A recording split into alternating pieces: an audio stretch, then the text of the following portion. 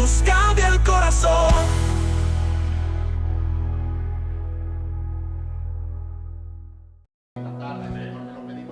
Amén. Amén, Señor.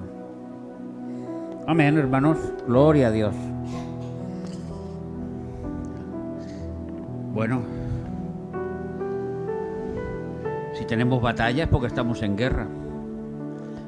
Y si tenemos dificultades porque a algún adversario le estaremos molestando. Amén. Así que gloria a Dios por las adversidades, por los problemas, por las batallas, porque tenemos al fuerte de Israel a nuestro lado y eso nos garantiza la victoria. Porque Él no gana batallas, Él es la victoria, no pierde ni una. En Él estamos seguros que estamos venciendo. Amén. Hermanos, estamos predicando las 3 leyes, ¿se acuerdan? La semana pasada predicamos la ley del pecado y de la muerte, la primera ley. Hoy vamos a predicar la segunda ley, que es la ley de Dios. Vamos a leer en Romanos capítulo 8 y nos vamos a centrar en los 4 primeros versículos, aunque la lectura nos llevaría casi todo el capítulo. Ahora, en estos momentos, cuando el apóstol Pablo escribe en la era del Espíritu, en la era de la Iglesia, en la era de Jesucristo, ahora pues, ninguna condenación.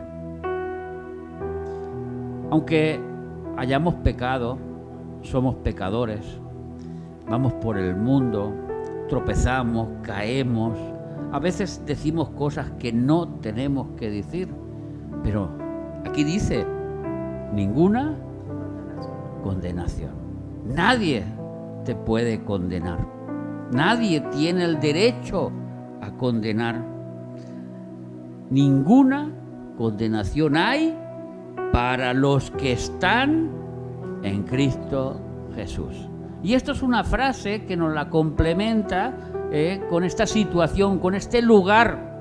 Hay un lugar específico que es en Cristo Jesús. No es en una iglesia concreta, no es en una población adecuada, no es en tu casa, es en Cristo Jesús. ¿Estás seguro que estás en Cristo Jesús? ¿Estás seguro que estás en el lugar adecuado? ¿En el lugar donde Cristo mora? Los que no andan conforme a la carne. Porque los que andan conforme a la carne no pueden estar en el lugar de Cristo Jesús. Porque Cristo Jesús es santo. Acordaros de las palabras del ángel cuando se le presentó a María, su madre, antes de nacer. El santo ser que va a nacer. Todavía no ha nacido, pero ya es santo. Con él no habita el pecado, ni la corrupción, ni la maldad. Para los que no andan conforme a la carne, sino conforme al Espíritu.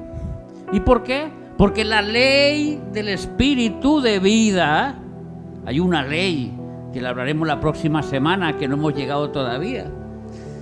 En Cristo Jesús, para que esa ley active y viva en mí, necesito estar en ese lugar. En Cristo Jesús me ha librado, ¿de qué?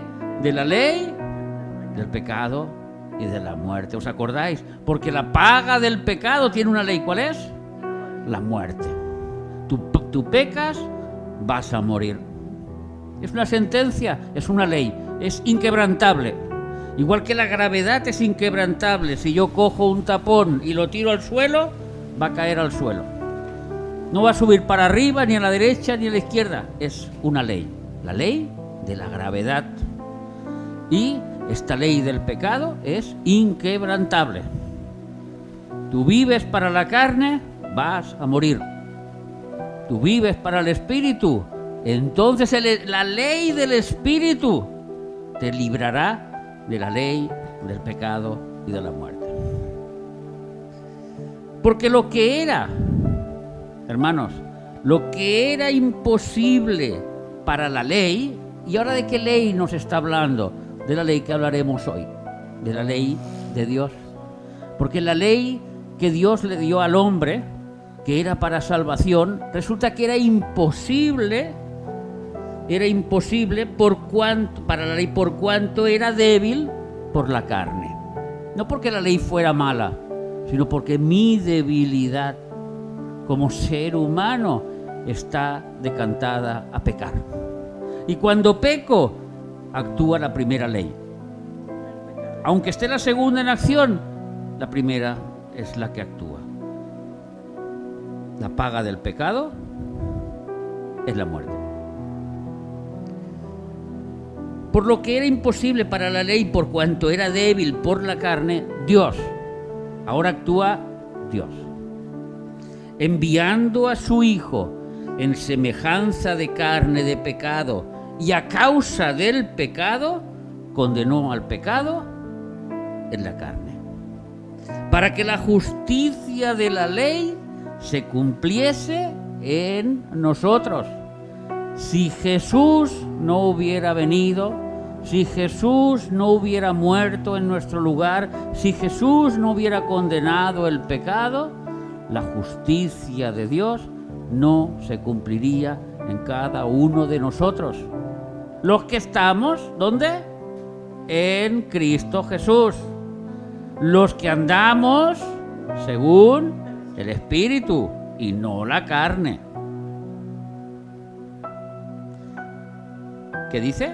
Que no andamos conforme a la carne, sino conforme al Espíritu. Se han escrito y se han hablado y se han predicado millones y millones y millones y millones de palabras sobre la ley que Dios dio al ser humano a través del profeta Moisés. Desde que Dios creó al ser humano y éste decidió hacer lo que le dio la gana, este fue nuestro gran amigo Corazón de Mantequilla, entró una ley en el mundo que fue la ley del pecado y de la muerte. A partir de que él transgredió, obligatoriamente condenó a toda la humanidad a estar bajo esta ley, bajo el yugo de esta ley. El yugo no es otra cosa que el peso y la obligación de llevar algo. Cuando se le pone un yugo a un caballo, nuestro hermano que entiende de caballo sabe de qué hablo. Ese caballo no se puede librar y está obligado a llevar la carga que tiene detrás, porque el yugo está sujeto a una carga que cuando él estira, pues tiene que llevarla. Y el ser humano, desde que nace, está obligado a llevar este yugo del pecado y de la muerte. Entonces Dios, como siempre, y esto, hermanos, que les sirva de aprendizaje para todos. Entonces Dios, porque en todas nuestras circunstancias, sean cuales sean, entonces Dios aparece. Entonces Dios entra en acción. Entonces Dios nos llama. Entonces Dios hace maravillas. Porque Dios no desampara la obra de sus manos, sino que la perfeccionará hasta el día de Jesucristo. Hubo un hombre que ya hemos dicho quién es, que cuando decidió pecar y escuchó a Dios, y él andaba con Dios por el jardín del Edén, resultó que se escondió. Era tan corta su mirada que se pensaba que detrás de un arbolito Dios no lo iba a ver. ¿Y sabéis lo que pasó? Que entonces Dios, ¿qué es lo que hizo Dios? Lo llamó. Tú que estás perdido, Adán, ¿dónde estás? Adán tuvo que contestar: escuché tu nombre, escuché tu voz y tuve miedo. Ya toda la historia ustedes ya la saben. Entonces Dios empezó a actuar Entonces Dios le dio una promesa de que vendría un Salvador. Ese Salvador tenía que venir de un linaje, y de un linaje santo. Y para eso Dios preparó una nación. Y cuando Dios preparó esa nación, la preparó con un propósito. Primero, que fuera la luz del mundo al resto de naciones, y el camino por el cual una persona podía volver a encontrarse con Dios, a través de las leyes que Dios le había dado a esa nación. Vamos a ver en Éxodo capítulo 19, versículos 5 y 6. Ahora pues, si diereis oído a mi voz y guardareis mi pacto, vosotros seréis especial tesoro sobre todos los pueblos, porque mía es toda la tierra. Y vosotros me seréis un reino. No es que habrían sacerdotes dentro del reino, no, es que vosotros, todo el pueblo, seréis sacerdotes para llevar a las personas delante de mí, para que yo les pueda perdonar sus pecados. Y gente santa, apartada, librada del mal y del pecado. Estas son las palabras que dirás a los hijos de Israel. La ley de Moisés. La ley de Moisés es muy grande. Comprende el libro de Éxodo, de Levítico, Deuteronomio, que significa la segunda ley, y en Números también hay parte de esa ley escrita. Son 632, si no me equivoco, 632 preceptos que Dios mandó de cómo tenía que vivir un pueblo y cómo tenía que ser luz. Esa ley era el método por el cual una persona obtenía la salvación. Si una persona cumplía toda la ley toda su vida, esa persona era sin pecado y por lo cual tenía derecho de estar delante de la presencia de Dios. Es lo que nos dice Romanos 7:12, ¿no? Vamos a leerlo, a ver qué nos dice Romanos 7:12. Me parece que va por ese camino. De manera que la ley a la verdad es santa y el mandamiento santo, justo y bueno. No es que la ley sea mala, no es que cuando Dios diga no robarás es porque te quiere prohibir que hagas algo, no, es que te quiere librar de las consecuencias que provoca el robar, que es diferente. Es diferente. Dios no quiere nada malo para nosotros, por eso sus leyes son buenas y son justas y son agradables. Y en estas leyes que dio a Moisés nos encontramos dos tipos de leyes incluidas en ellas. Una, que es la ley ritual, todo lo que eran los ritos de las comidas, de las fiestas, de los holocaustos, de las ofrendas y de todo lo que llevaba ser un miembro de la nación de Israel. Porque no todos podían ser miembros de la nación de Israel. El primer requisito que tenían que tener era que tenían que ser circuncidados para ser miembro de la nación de Israel. No cualquiera que se vestía con una ropa de israelita, como pasa hoy por las redes, yo soy judío, simplemente porque se ha disfrazado de judío. No, ser judío para Dios era algo mucho más complejo, era una cosa mucho más seria. No es cómo te vistes, es cómo eres. Los judíos tenían que ser especiales en su forma de vestir, en su forma de andar, en su forma de hablar, en su forma de tratar, en su forma de perdonar. En todo tenían que ser diferentes a todo el mundo, porque eran el pueblo que Dios había escogido para traer la salvación a este mundo. No era cosa de broma ser judío, era una cosa muy seria. Era una responsabilidad, no solo delante de su familia, sino delante de su comunidad y delante del mundo. Por eso existían las leyes de la muerte. Leyes en las cuales, cuando una persona ya no estaba habilitada para vivir en esa sociedad, mejor que no viviera, que no que se fuera a otro lugar a vivir. Si había un asesino entre el pueblo, ese asesino había perdido la condición de poder vivir entre el pueblo. Su castigo era la muerte, pero no porque él hubiera asesinado, sino porque su condición humana había cambiado.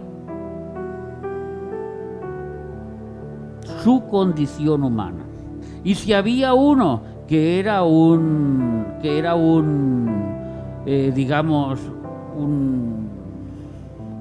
iba a decir un fornicario, pero no, un adúltero, quería decir mejor, o una adúltera, automáticamente eran apedreados. ¿Por qué? Porque habían defraudado su condición de familia, que fue lo primero que instituyó Dios, las familias. Entonces, vemos que esta ley estaba dividida entre esta ley ritual, por lo cual se hacían una serie de ritos para que cuando uno pecara, por cuanto la carne es débil y nadie podía cumplir las 632 leyes, nadie las podía cumplir, en el momento de la transgresión Dios tuvo misericordia y puso un método para tapar esa transgresión, no para perdonar, pero sí para taparlo. Vamos a leerlo en Hebreos capítulo 10 y versículo 4. Es como si yo hoy comiendo me hubiera hecho aquí una mancha y entonces yo pongo algo delante. ¿Ustedes la ven, la mancha? Ya no la ven. Eso no quiere decir que no esté, pero ya no la ven, yo la he tapado. Esto es lo que hacían estos animales y la sangre de estos animales, porque la sangre de los toros y de los machos cabríos no pueden quitar los pecados. No los pueden quitar, los pueden tapar. Y para Dios ya le era válido, hasta que llegara la promesa, hasta que llegara aquel, como hemos leído, que es Cristo, que en su carne condenó el pecado, como hemos leído en Romanos, hermanos. Y la otra ley era una ley que esta sí que no tenía perdón, era obligada. Todo judío tenía que cumplirla, y es la ley moral de Dios. Todo judío sabía lo que era bueno y lo que era malo, y lo que era bueno era lo que tenía que hacer. Y esta ley moral de Dios se tenía que cumplir sí o sí. Nuestra hermana ha leído una lectura, podemos ir un momentito a ella, en Lucas, donde Lucas 16, capítulo 16 y versículo 19, donde el Señor Jesús nos cuenta una historia de un rico que tenía mucho dinero y que hacía muchas fiestas. Este rico no era cualquiera, era un sacerdote del templo. ¿Cómo lo sabemos? ¿Cómo lo sabemos? Porque cuando se presenta delante de Abraham, le llama Padre Abraham. Pero bueno, cualquiera puede llamar al Padre Abraham, porque el Padre Abraham no es otra cosa que el Padre de la fe. Pero es que la respuesta de Abraham nos sorprende y le llama hijo. Y le llama hijo, como diciendo que es de los que están delante del pueblo y que tenía que ser ejemplo para todo el pueblo. Como rico, ¿ustedes creen que se dejaba alguna de las fiestas por cumplir? No. Como rico, ¿ustedes se creen que tenía algún problema para hacer algún holocausto o para hacer alguna ofrenda o para hacer algo de que la ley demandaba? No, no tenía ningún problema, él lo hacía. Quien sí tenía problemas para hacerlo era el pobre, que no tenía dinero, que no podía comer, y menos comprar un toro para que hicieran un sacrificio. El rico se olvidó de una cosa. En la ley de Jehová dice que el rico sostenga al pobre. que el rico tenga misericordia de los pobres, porque los pobres están sufriendo una afrenta. Los pobres están sufriendo lo que sería una afrenta, están sufriendo por su condición, ya sea porque ellos la quieren tomar como si viene dada por las condiciones de la vida. Pero un pobre es alguien que está sufriendo. Es alguien que cuando tiene que dormir en la calle, tiene que dormir en la calle. Cuando quiere comer y no puede, quiere comer y no puede. Eso se llama violencia, es la palabra que estaba buscando. La pobreza es una violencia. Y contra la violencia, el pueblo de Israel era obligatorio que tenía que actuar. Cuando alguien viene a tu lado, a tu casa, te llama por teléfono, cuando alguien se acerca a ti y te pide auxilio porque está sufriendo, eso se llama violencia. Y delante de esa violencia solo puedes hacer dos cosas. Lo que hizo el rico, que es dar media vuelta y no mirar la realidad, o atenderla. Eso es ley moral. Y eso servía tanto para el Antiguo Testamento como para hoy en día. Que nadie se crea que por el perdón de la cruz no va a demandar que seamos obedientes a su ley moral. Porque nuestro Dios es un Dios moral. Hoy estábamos hablando del discurso que hizo el presidente de Israel en las Naciones Unidas, en las cuales me gustó una frase que dijo, y solo quiero hablar de eso. Dice, ustedes han hecho lo que dice la Biblia. A lo bueno le llaman malo y a lo malo le llaman bueno. Y nombró a la Biblia así. Eso es ley moral. Y Dios castiga a aquel que transgrede las leyes morales. ¿Cómo lo sabemos que pasó esto? Porque este rico, que ya hemos leído la historia, se encuentra en un lugar de tormento. Automáticamente, y esto pasará a todos los que llegaremos al otro lugar, tanto los que estarán en el cielo como los que estarán en el infierno, se les va a abrir la mente de completo en el momento y van a entender por completo lo que ya entendían, pero más claramente. ¿Por qué estoy aquí? Por mi culpa. ¿Por qué estoy aquí? Por no atender al pobre que todos los días lo tenía en mi mesa y que para mí era una molestia, y en vez de atenderlo y darle de comer, yo no dejaba ni que comiera las migajas del suelo. Para mí era una molestia aquel pobre. Por eso estoy allí. Y como había transgredido la ley moral y no quiso arrepentirse, esa es la segunda parte, y no quiso arrepentirse, fue a parar donde fue a parar. Y fue a parar al infierno. Eso fue lo que le pasó al rico. Y entonces el rico, que era un sacerdote y que era ejemplo de muchos, se acuerda que tiene un padre y 5 hermanos. Y entonces le sale el buen corazón. En el infierno le nace las buenas intenciones. ¡Ay, padre Abraham! Tengo 5 hermanos, por favor, envíales a alguien que les predique y se salve, y se arrepientan. Ahí dijo la palabra, y se arrepientan. Vamos a buscarlo, porque este versículo es crucial en esta historia.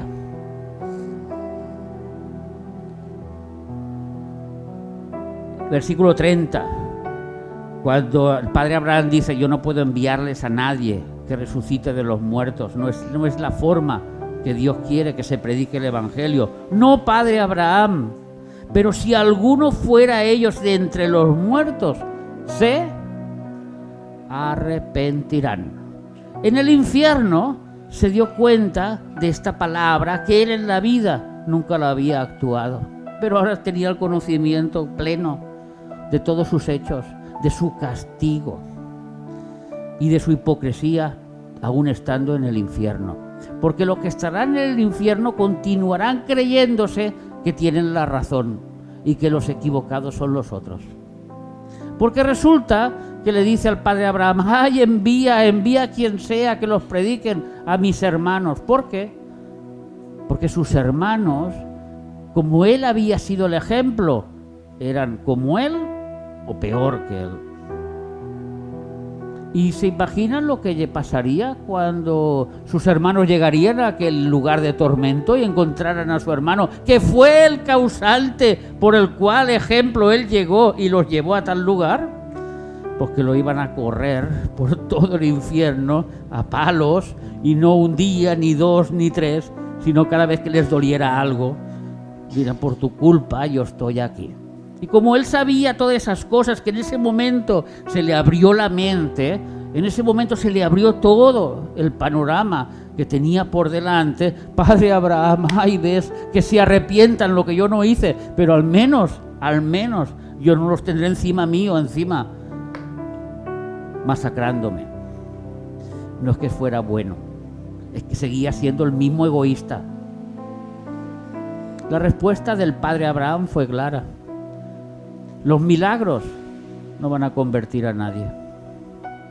El evangelio no puede ser predicado por ángeles. El evangelio no puede ser predicado por sueños. El evangelio tiene que ser predicado por hombres. Es obligatorio. Por eso, este pueblo de Israel era el que predicaba las buenas noticias de salvación antes que llegara Jesús. Aquí, entre nosotros, hay salvación, cumpliendo estas leyes y sobre todo lo que Dios quiere que hagan. Porque había una nación, y ustedes conocen la historia de Nínive, en la cual un profeta fue enviado, un tal Jonás. Yo me identifiqué durante muchos años con Jonás, en el cual Dios le dijo, mira, ves, allí tienes Nínive, ves allí y predícales el evangelio, y si se arrepienten, yo les perdonaré. No hace falta que cumplan las leyes, que se arrepientan y que quieran vivir con las leyes morales de Dios, con las leyes que Dios ha puesto en nuestros corazones. ¿Y qué hizo el tal Jonás? Pues dijo, allí está Nínive, pues yo me voy para allá. Y se fue en dirección contraria, hasta que llegó un pez y se lo tragó, pero se lo tragó para salvarlo, porque los del barco lo habían tirado, porque si no el barco perecía. Entonces Dios, para salvarlo y para enseñar lo que tenía que enseñar, le envió el pez y se lo comió, se lo tragó. Y allí estuvo 3 días y 3 noches en el lugar del pez. Pero aquí la enseñanza no es Jonás, sino es Nínive, una ciudad que no tiene nada que ver con los judíos, una ciudad que no es israelita, pero que tuvieron la posibilidad de salvación y que luego la aceptaron, esa posibilidad, y la aceptaron y fueron salvos. ¿Pero por quién? Enviados por un hombre que les predicó las buenas noticias. Hermanos, hermanas, a tu familia no va a venir un ángel del cielo.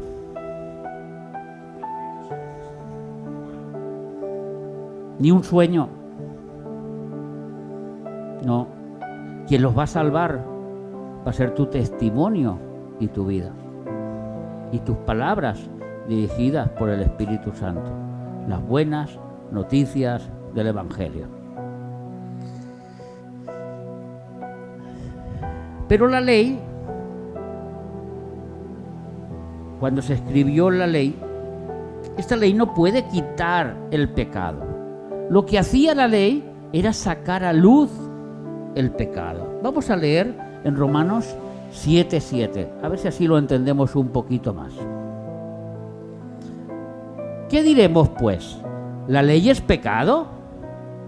En ninguna manera, porque yo no conocí el pecado sino por la ley, porque tampoco conocería la codicia si la ley no dijera, no codiciarás. Más claro, imposible. Hecha la ley, hecha la transgresión de la ley. Noé no conocía que había una ley que decía no codiciarás a la vecina. Eso no lo conocía Noé. O Noé no conocía una ley que dijera no robarás al de arriba. Eso no lo conocía Noé. Porque no estaba escrito no robarás, no codiciarás, no matarás. No estaba escrito. Entonces no estaba. Esos pecados no habían surgido a la luz todavía. Pero seguían siendo pecados para Dios, porque transgredían la ley moral de Dios, en la cual Noé sí que sabía cuál era la ley moral de Dios y sí que sabía cuál era lo bueno y cuál era lo malo.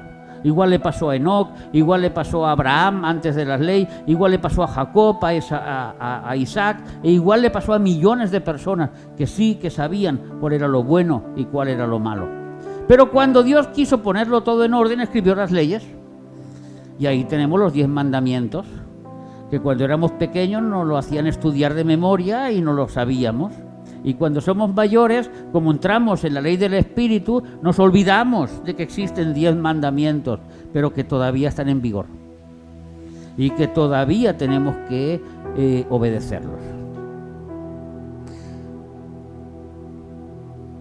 Romanos 8, versículos 3 y 4 hemos leído: la ley Dios la puso para salvarnos, la puso para salvar al ser humano. Pero el pecado que hay en el ser humano no puede ser eliminado. Sigue estando con el ser humano y actúa la primera ley.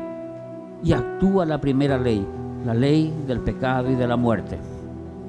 El que peca tiene que morir. Porque lo que era imposible para la ley, por cuanto era débil por la carne, es que era imposible. La ley no puede perdonar el pecado. Entonces Dios se equivocó. Entonces Dios hizo las cosas mal. Entonces, a partir de Moisés, que hubo las leyes, no hay ningún salvo. Todos están en el infierno. Ninguno se ha podido salvar, porque ninguno ha podido cumplir las leyes. ¿Dónde estará David? ¿Dónde estarán tantos y tantos profetas? Isaías. ¿Dónde estará Daniel?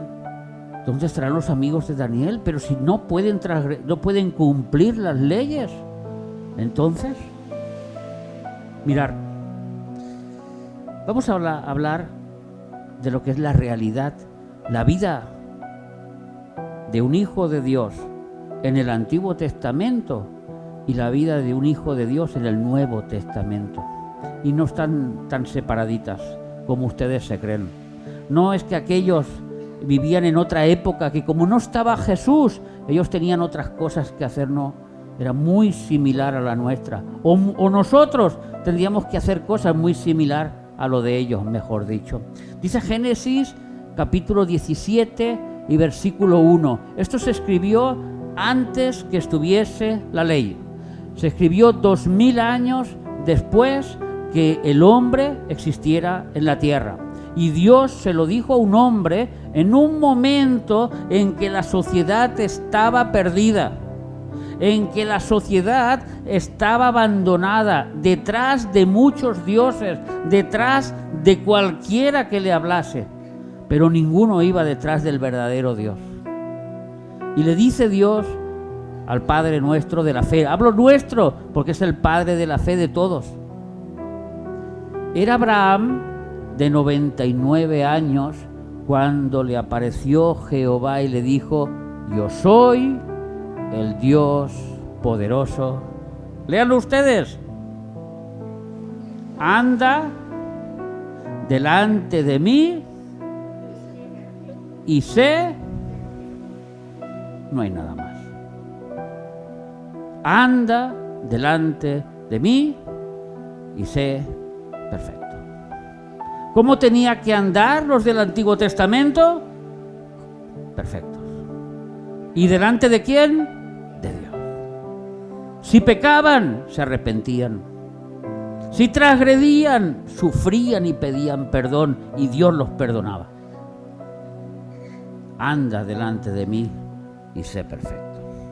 La salvación, hermanos, consistía en el Antiguo Testamento en andar con Dios.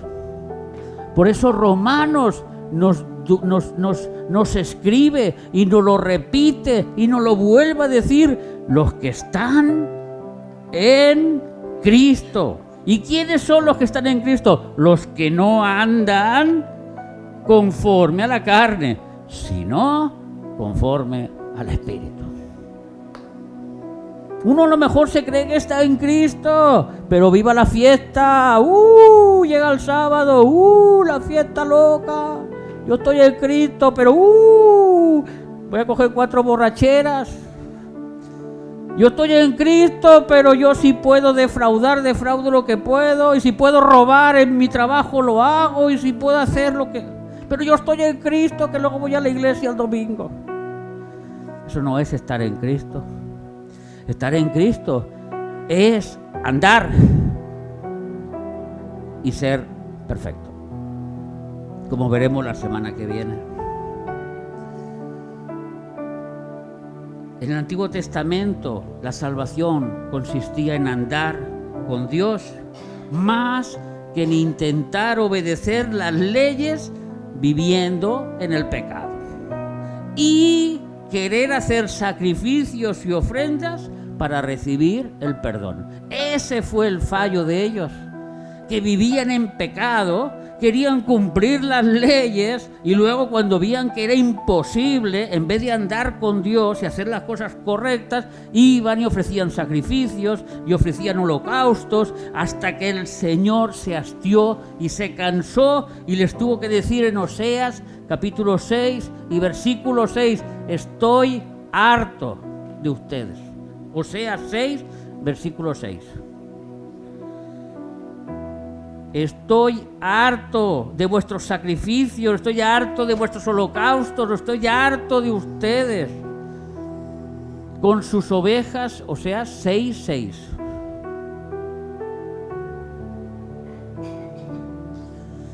Porque misericordia quiero y no sacrificio y conocimiento. ¿Cómo conoces, Dani, a tu mujer?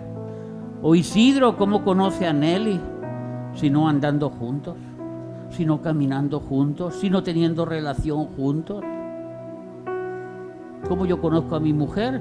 Si no en el trato que tenemos diario. ¿Qué es lo que está pidiendo Dios? Conocimiento de Dios. Más que tantos toros muertos que no sirven para nada. Eso eran ritos para los que realmente andaban con Dios, los que realmente en ese caminar tropezaban y caían, porque perfecto no hay nadie, solo uno, y se llama Jesús. Entonces, esto les recuerda algo muy diferente a lo nuestro de hoy en día, muy similar, ¿verdad? ¿Sabéis por qué? Porque nuestro Dios y el de ellos no son dos, es el mismo. Y nuestro Dios es el de antes, es el de ahora, y esto, hermano, será después. Si tú no estás preparado para vivir una eternidad conociendo a Dios, no pasa nada. Vivirás una eternidad conociéndote a ti mismo en un lugar de tormento. Pero a alguien vas a conocer. O te conocerás a ti o conocerás a Dios. Como le pasó al rico, empezó a conocerse a él. Ay, tengo 5 hermanos. Ay, arrepentimiento. Ay, yo no le di de comer. Empezó a conocerse. Lo que tenía que haber hecho aquí, no lo hizo allí. Yo os voy a dejar, para terminar, cuatro puntos que son imprescindibles para tener la salvación o para andar con Dios. Son imprescindibles, no hay más. Yo creo que no hay más, ni creo que hay menos. Uno es la gracia. Porque dice Efesios capítulo 2 y versículo 10 que somos salvos por gracia. Somos salvos por gracia.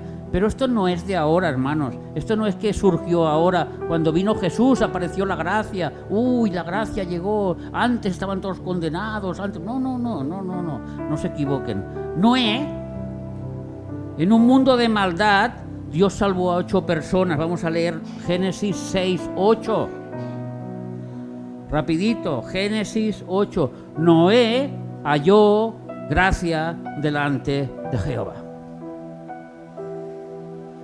¿Por qué? Porque hacía las cosas correctas. Porque Noé era justo. Porque Noé quería hacer las cosas perfectas en un mundo donde cada uno iba a la suya y cada uno hacía lo que quería. La segunda cosa imprescindible es la fe. Porque sin fe es imposible agradar a Dios. Romanos 4:2, vamos a ver lo que nos dice, hablando de Abraham, de aquel padre de la fe, en el cual Dios le habló y le dijo: vas a ser padre de multitudes, vas a tener una tierra que va a ser tuya. Y dijo Abraham porque si Abraham fue justificado por las obras, no, Romanos 4:2, pues el 4:3, perdón. Me equivoqué. Porque ¿qué dice la Escritura? Creyó Abraham a Dios y le fue contado por justicia.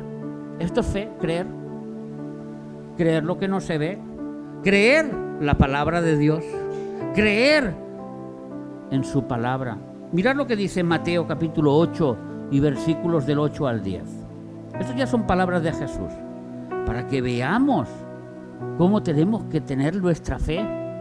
Respondió el centurión y le dijo: Señor, yo no soy digno de que entres bajo mi techo, solamente di la palabra y mi criado sanará. Eso no es fe. En aquella época él no había cogido una moto para ir a ver al Señor Jesús, ni había cogido un coche, tenía que ir caminando. Y caminando mucho, y a Jesús le seguían muchos, y hasta llegar hasta Jesús le costó mucho, pero él quería mucho a su siervo, y su siervo estaba paralítico y estaba enfermo. Porque también yo soy hombre bajo autoridad y tengo bajo mis órdenes soldados, y digo a este ve y va, y al otro ven y viene, y mi siervo hace esto y lo hace. 10. Al oírlo Jesús se maravilló y dijo a los que le seguían: de cierto os digo que ni aún en Israel he hallado tanta fe. Él dijo: di la palabra y creeré. Nosotros tenemos la palabra aquí. Tenemos que creerla. Es obligatorio que la creamos, porque es el método de salvación. Es uno de los métodos que Dios va a utilizar para salvarnos, creer en su palabra. El tercer punto, podríamos decir Hebreos capítulo... vamos a leer Mateo 5, del 17 al 20, en palabras de Jesús, en el Sermón del Monte. Son 3 versículos rápidos. No penséis que he venido para quitar la ley. Hablando de la ley esta. No penséis que he venido para quitar la ley y los profetas. No he venido para abrogar, sino para cumplirla. Porque de cierto os digo que hasta que pase el cielo y la tierra, ni una jota ni una tilde pasará de la ley, hasta que todo se haya cumplido. De manera que cualquiera que quebrante uno de estos mandamientos muy pequeños, bueno, el de codiciar es pequeñito, nadie se entera, no pasará nada. Si es que a mí me gusta el coche de mi hermano, es que a mí me gusta mucho, me gustaría tenerlo y no paro de soñar en el coche del hermano y no paro de codiciar lo que no tengo que codiciar, pero como es una cosa pequeñita, no pasa nada. Pero para Jesús no hay pequeñito ni hay grandecito. De manera que el que quebrante uno de estos mandamientos muy pequeños, así enseña a los hombres, muy pequeño será llamado en el reino de los cielos. Mas cualquiera que los haga y los enseñe, este será llamado grande en el reino de los cielos. Y ahora el versículo clave, hermanos, os lo voy a traducir en el lenguaje normal, en el lenguaje que todos vamos a entender. Porque os digo que si vosotros no vivís de una manera recta y perfecta, mayor que los pastores y los que están delante, no entraréis en el reino de los cielos. Esto es lo que está diciendo aquí. ¿Se basa en qué? En vivir. se basa en gracia, se basa en fe y se basa en conducta o testimonio. ¿Y en el Antiguo Testamento era igual? Preguntémosle a Enoc. ¿Ustedes se acuerdan quién es Enoc? El quinto desde Adán. Vamos a ver lo que nos dice Hebreos capítulo 11 y versículo 5. Enoc fue aquel que fue traspuesto y fue llevado vivo al cielo. Por la fe, Enoc fue traspuesto para no ver la muerte y no fue hallado porque lo traspuso Dios. Y antes de que fuese traspuesto tuvo que... Y si no hubiera testimonio, no se hubiera ido con Dios. Así que gracia, fe y conducta. Pero aún nos falta otro que es muy importante. Juan 14, 23. Tú amas a Jesús, ¿verdad? Tú lo confiesas con tu boca, ¿verdad?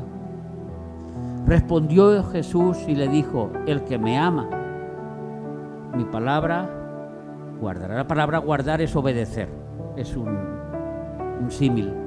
Y mi Padre, y vendremos a Él y haremos. ¿Tú quieres ser la morada de Dios? Obedece la palabra de Dios.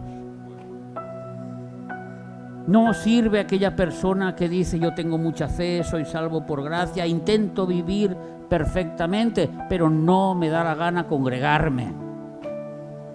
Yo me congrego cuando quiero.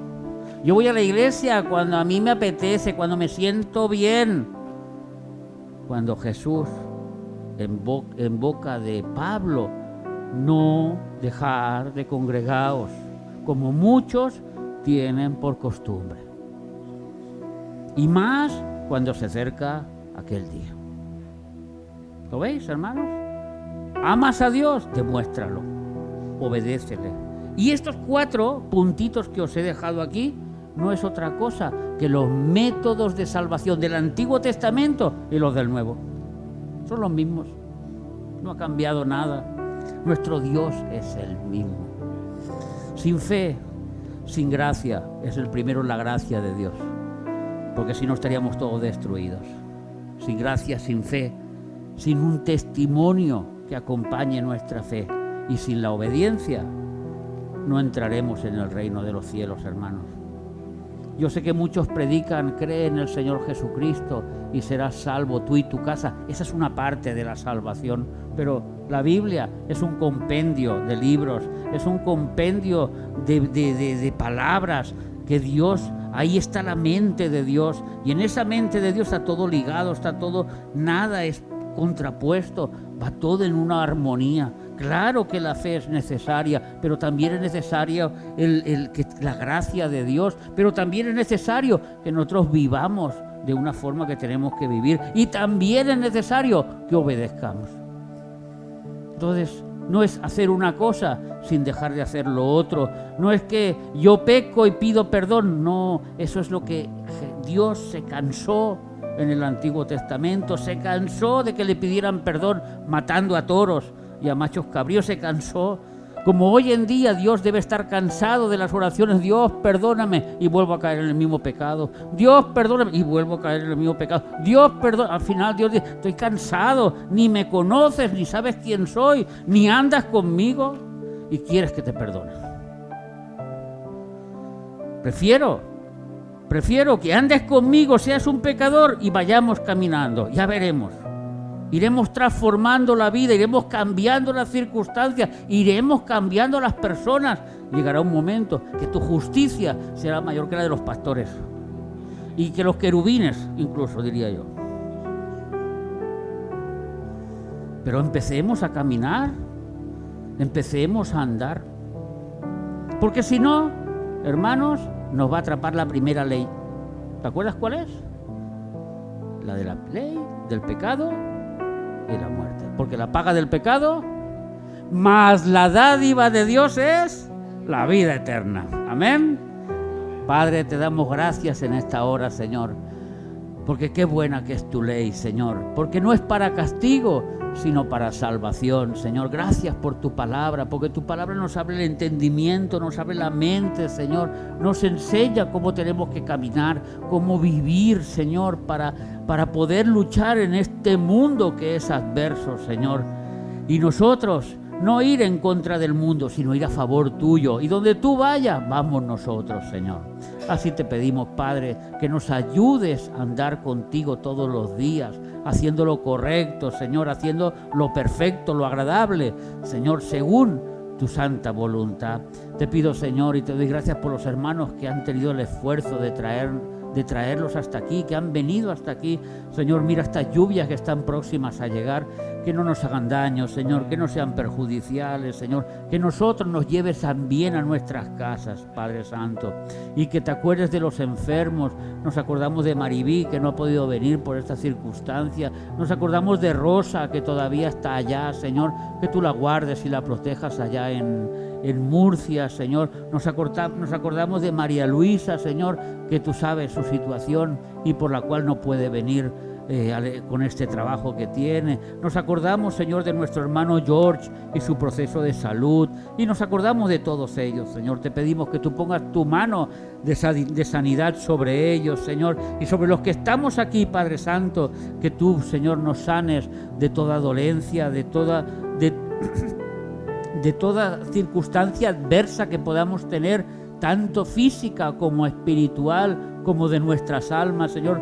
Nosotros no queremos ser como el rico, que queremos ser orgullosos de hacer nuestra voluntad y darnos cuenta tarde de que teníamos que habernos arrepentido. Nosotros nos arrepentimos hoy, te pedimos perdón, Señor, si te hemos fallado, si hemos hecho algo que no te agrada, que tú nos perdones, que nos limpies, Señor, pero no para volver a repetirlo, sino que nos enseñes mediante tu palabra para saber cómo tenemos que actuar, cómo tenemos que vivir, que tu Espíritu Santo nos siga enseñando nuestra conciencia, aun cuando estemos durmiendo y cuando estemos despiertos, aún nosotros aprendamos más y más y más de ti, porque eso es lo que a ti te gusta, Señor, porque ese es el camino, el andar juntos.